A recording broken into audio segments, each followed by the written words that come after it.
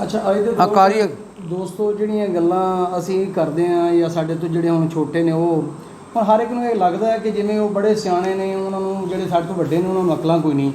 ਅਤੇ ਸੱਚੀ ਗੱਲ ਇਹ ਹੈ ਕਿ ਜਿਹੜੇ ਵੱਡੇ ਨੇ ਵੱਡੇ ਹੀ ਹੁੰਦੇ ਨੇ। ਉਹਨਾਂ ਦੇ ਕੋਲ ਗੁਜ਼ਰੇ ਵੇਲੇ ਦਾ ਆਪਣਾ ਇੱਕ ਇਲਮ, ਇੱਕ ਆਪਣੀ ਪਰਖ ਹੁੰਦੀ ਹੈ, ਸਮਝ ਹੁੰਦੀ ਹੈ। ਉਹਨਾਂ ਨੂੰ ਸਾਰੀਆਂ ਗੱਲਾਂ ਦਾ ਪਤਾ ਹੈ। ਉਹਨਾਂ ਚੂँਕਿ ਉਹਨਾਂ ਨੇ ਉਹ ਰਿਜ਼ਲਟ ਵੇਖੇ ਹੁੰਦੇ ਨੇ, ਨਤੀਜੇ ਵੇਖੇ ਹੁੰਦੇ ਨੇ, ਅਤੇ ਉਹਨਾਂ ਨੂੰ ਪਤਾ ਹੈ ਜਿਹੜੀਆਂ ਦਨਾਈ ਦੀਆਂ ਗੱਲਾਂ ਨੇ ਉਹ ਹਮੇਸ਼ਾ ਵੱਡਿਆਂ ਕੋਲੋਂ ਹੀ ਲੱਭਦੀਆਂ ਨੇ।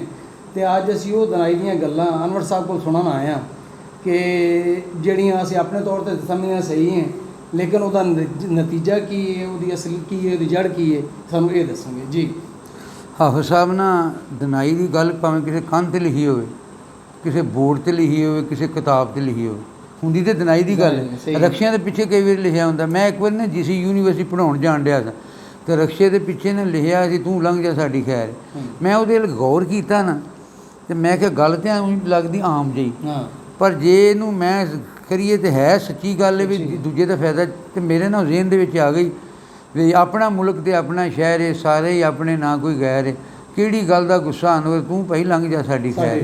ਅਤੇ ਮੈਂ ਨਾ ਉਸੇ ਦਿਨ ਇੱਕ ਹੋਰ ਬਣਾਇਆ ਵੀ ਕਿਉਂ ਲਾਵੇਂ ਤਕਰਾਰ ਤੂੰ ਅਨਵਰ, ਕਾਹਨੂੰ ਪਾਵੇਂ ਝੇੜਾ, ਇੰਜੇ ਵਾਂਗੂ ਚੱਲਦਾ ਰਹਿਣਾ ਜ਼ਿੰਦਗੀ ਵਾਲਾ ਰੇੜਾ। ਕੌਣ ਹਲਾਲੀ ਕੌਣ ਹਰਾਮੀ, ਇਹ ਗੱਲ ਜਾਣੇ ਕਿਹੜਾ, ਚੰਗੀਆਂ ਮਾੜੀਆਂ ਕੰਮਾਂ ਪਰ ਹੁੰਦਾ ਯਾਰ ਨਖੇੜਾ।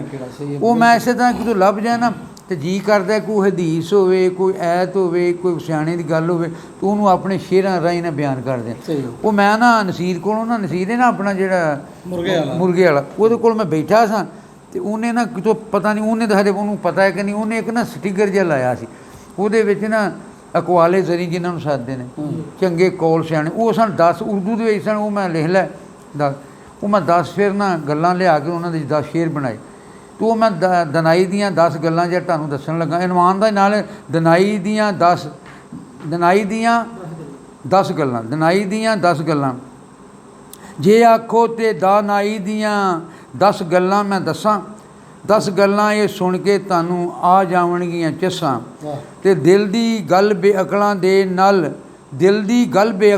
ਨਾਲ ਬਾਂਦਰ ਹੱਥ ਬੰਦੂਕੇ, ਦਿਲ ਦੀ ਗੱਲ ਬੇਅਕਲਾਂ ਦੇ ਨਾਲ ਬਾਂਦਰ ਹੱਥ ਬੰਦੂਕੇ, ਅਕਲਮੰਦਾਂ ਦਾ ਸੀਨਾ ਹੋਣ ਦਾ ਰਾਜ਼ ਦਾ ਬੰਦ ਸੰਦੂਕੇ।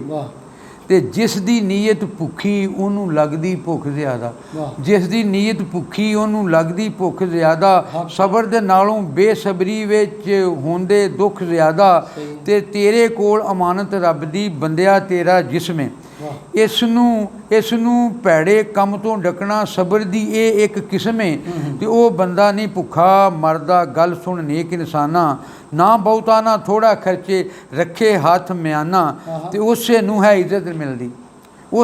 ਇੱਜ਼ਤ ਮਿਲਦੀ, ਨਾਲੇ ਰੁਤਬਾ ਆਲੀ, ਜਿਸ ਦਾ ਦਿਲ ਸਵਾ ਅੱਲਾ ਦੇ ਹਰ ਸ਼ੈ ਤੋਂ ਇਹ ਖਾਲੀ। ਅਤੇ ਗੱਪ ਮਾਰਨ ਦਾ ਫਾਇਦਾ ਕੋਈ ਨਹੀਂ, ਕਰੀਏ ਬਸ 2 ਹਰਫੀ, ਭੈੜੀ ਗੱਲ ਦੇ ਉੱਤੇ ਅੜਨਾ ਹੁੰਦੀ ਏ ਕੰਮ ਜ਼ਰਫੀ। ਅਤੇ ਚੰਗਾ ਬੰਦਾ ਜਗ ਦੁਨੀਆ 'ਤੇ ਕੰਮ ਚੰਗੇ ਹੀ ਕਰਦਾ, ਉਹ ਤੇ ਭਾਵੇਂ ਮਰ ਜਾਵੇ, ਕਰਦਾਰ ਨਹੀਂ ਉਸ ਦਾ ਮਰਦਾ। ਅਤੇ ਸੋਹਣੇ ਗਹਿਣੇ ਜ਼ੇਵਰ ਪਾ ਕੇ ਫਿਰ ਵੀ ਨਹੀਂ ਜੇ ਫੱਬਦਾ, ਇਲਮ ਹੁਨਰ ਦੇ ਨਾਲ ਹਮੇਸ਼ਾ ਬੰਦਾ ਚੰਗਾ ਲੱਗਦਾ। ਅਤੇ ਚੰਗਾ ਯਾਰਨ ਮੁੱਲਾ ਤੋਹਫਾ ਰੱਬ ਜਿਹਨੂੰ ਦੇ ਦੇਵੇ, ਅਤੇ ਕਿਸਮਤ ਵਾਲਿਆਂ ਨੂੰ ਲੱਭਦੇ ਨੇ ਸੱਜਣ ਮਿੱਠੇ ਮੇਵੇ। ਅਤੇ ਸੱਜਣ ਉਹ ਜੋ ਤੈਨੂੰ ਦੱਸੇ ਤੇਰੀ ਖਾਮੀ ਭਾਈ, ਸੱਜਣ ਉਹ ਜੋ ਤੈਨੂੰ ਦੱਸੇ ਤੇਰੀ ਖਾਮੀ ਭਾਈ, ਦੂਸਰਿਆਂ ਦੇ ਅੱਗੇ ਅਨਵਰ ਤੇਰੀ ਕਰੇ ਅਛਾਈ, ਦੂਸਰਿਆਂ ਦੇ ਅੱਗੇ ਅਨਵਰ ਤੇਰੀ ਕਰੇ ਅਛਾਈ।